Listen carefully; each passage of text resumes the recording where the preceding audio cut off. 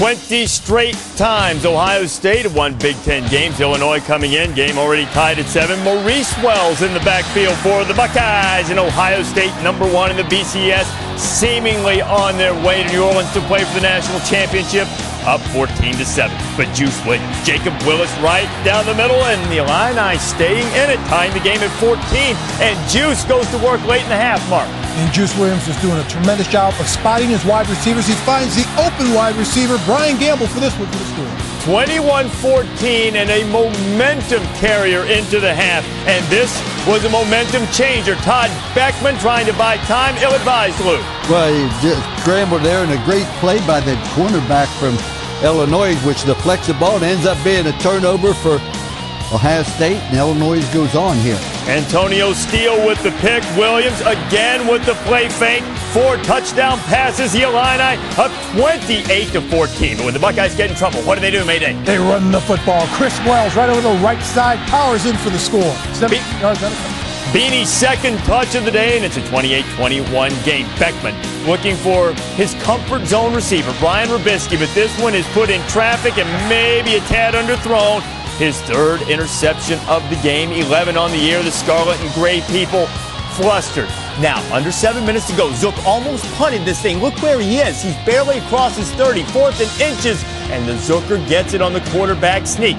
3rd and 7 on the drive, and Juice Williams run. Well, he gets good blocking, but it's a quarterback counter. The tackle pulled around, blocked the linebacker, and you just can't defend a good running quarterback.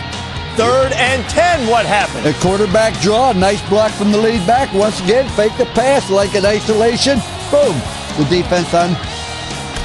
Look. This is against a rush defense that was giving up only 65 yards per game and forced 3 and outs on 44% of opponents' possessions, and they couldn't get the ball back at the end. And Illinois upsets Ohio State. Bonnie Bernstein with Ron Zook.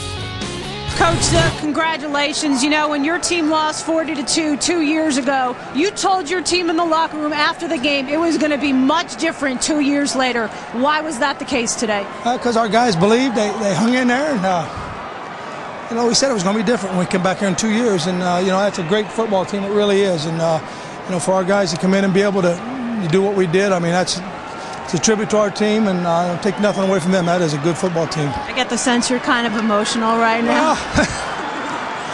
We've come a long way. We really have. We've come a long way, and I'm so proud of our players because they bought into what we said we had to do, and they've done it. And our fans, I'm so happy for the Illini Nation. I mean, these people have taken us in. It's a neat thing. It really is. Look back at last year's games, Ron. Juice really struggled. You benched him for a time.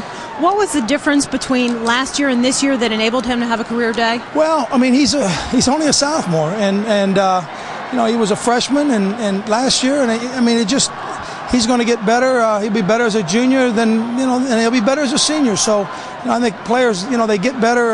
They're going to be better players as juniors and seniors than they are freshmen and sophomores. I got to ask you, one of the critical downs, the 4th and 1. There's about 7 minutes left.